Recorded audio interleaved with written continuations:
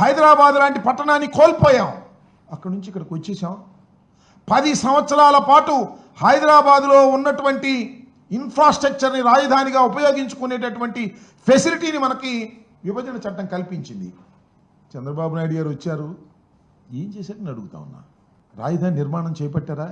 రాజధాని నిర్మాణం కాదు, రాజధాని పట్టణాన్నే నిర్మిస్తామన్నారు. దురదృష్టం అంటున్నాను. ఒక అద్భుతమైన పట్టణాన్ని నిర్మించగలిగినటువంటి స్థాయిలో గాయపడి విడిపోయినటువంటి ఆంధ్రప్రదేశ్ ఆర్థిక వనరులు ఉపయోగపడతాయా అనేది ఆలోచించలేదు. ఒక అద్భుతమైన నగరం నిర్మిస్తాను. ఎంతండి అద్భుతమైన నగరాన్ని నిర్మించడానికి? 1,00,000 కోట్ల. 1,00,000 కోట్లతో అద్భుతమైన నగరాన్ని నిర్మించడానికి కావలసినటువంటి ఆర్థిక వనరులు ఆంధ్రప్రదేశ్కు ఉన్నాయా? లేవు కదా. లేకపోయినా నేను నిర్మిస్తానని చంద్రబాబు నాయుడు గారు కలలుగా అన్నారో లేకపోతే ఆశపడ్డారో నాకు తెలియదు, కానీ కొంప ముంచేశారని ఈ సందర్భంగా నేను చెప్పదలుచుకున్నాను. 5 సంవత్సరాల పాటులో నేను ఇంతకుముందు చెప్పినట్టుగా 48,000 కోట్లు ఖర్చు పెడతామని కేవలం 5,000 పైచీలు కోట్లు ఖర్చు పెట్టి గంగలో ముంచేశారు. రైతుల దగ్గర నుంచి 33,000 ఎకరాలను సేకరించారు. రైతులకు ఏం చెప్పారండి? అద్భుతమైన ఫ్లాట్లు ఇస్తామన్నారు, రిటర్నబుల్ ఫ్లాట్స్ ఇస్తామన్నారు, మిమ్మల్ని లక్షాధికారులను చేస్తామన్నారు.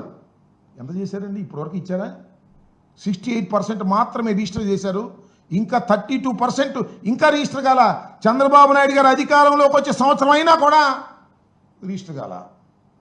ఎవరు మోసం చేస్తున్నారు? రైతుల్ని, అమరావతిని. అమరావతిని ఎవరో విధ్వంసం చేశారంటున్నారే.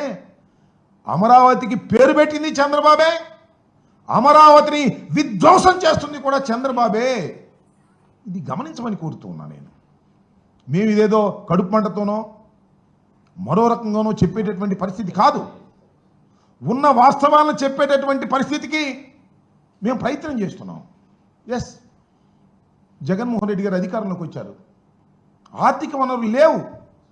ఆ రోజున చెప్పాం, ఈ రోజున చంద్రబాబు అదే చెప్తున్నాడు. చంద్రబాబు గారు ఏమన్నారండి? సెల్ఫ్ సస్టైన్ టౌన్ అంటే ఇది తన డబ్బులు తానే సృష్టించుకుంటుంది, మనకేం పెట్టుబడి పెట్టాల్సిన అవసరం లేదని చెప్పలేదా? మేమేం చెప్పాం? మేము హైకోర్టులో, సుప్రీంకోర్టులో కూడా అఫిడవిట్స్ వేసాం. అయ్యా, రాష్ట్ర పరిస్థితి లేదు, ఇది ఆర్థికంగా ఇంత ఖర్చు పెట్టలేం, దీన్ని అభివృద్ధి చేయలేం అని చెప్పాం. చంద్రబాబు నాయుడు గారు ఏమన్నారు? సెల్ఫ్ సస్టైన్ అన్నాడు. మరి సెల్ఫ్ సస్టైన్ అయితే ఏం చేస్తున్నారండి చంద్రబాబు నాయుడు గారు మీరు ఇవాళ?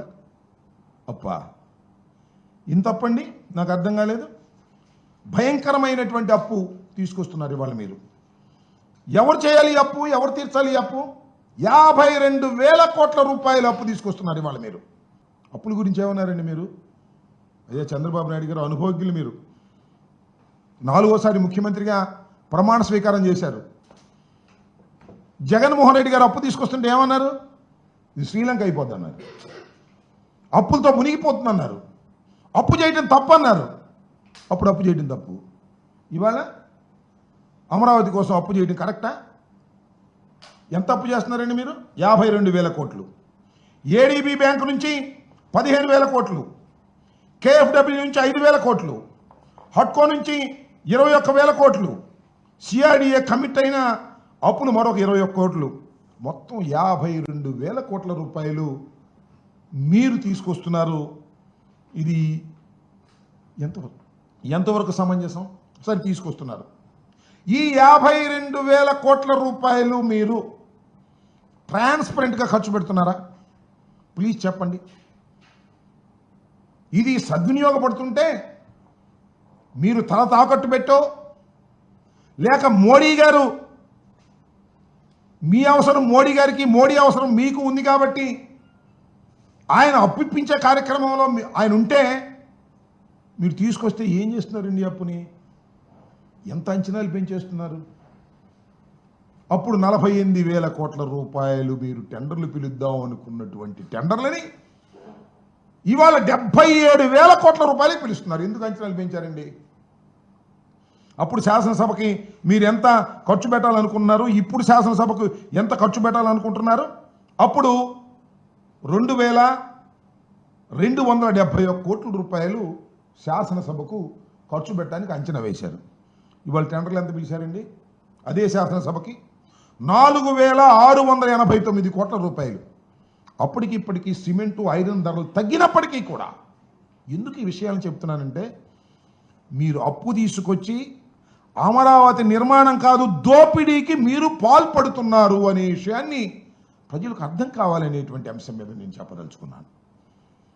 ఈ రకంగా అదే జాతీయ రహదారులు 20 కోట్ల రూపాయలండి కిలోమీటర్కి. ఇవాళ ఎంత అండి అక్కడ? 50 కోట్ల రూపాయల కిలోమీటర్కి. దోచేద్దామనే, కాంట్రాక్టుల ద్వారా దోచేద్దామనే, అంత దోపిడీ చేయాలనేటువంటి దృక్పథం తప్ప అమరావతి లాంటి ఒక మహాపట్టణాన్ని నిర్మించాలనేటువంటి చిత్తశుద్ధి మీకు లేదు.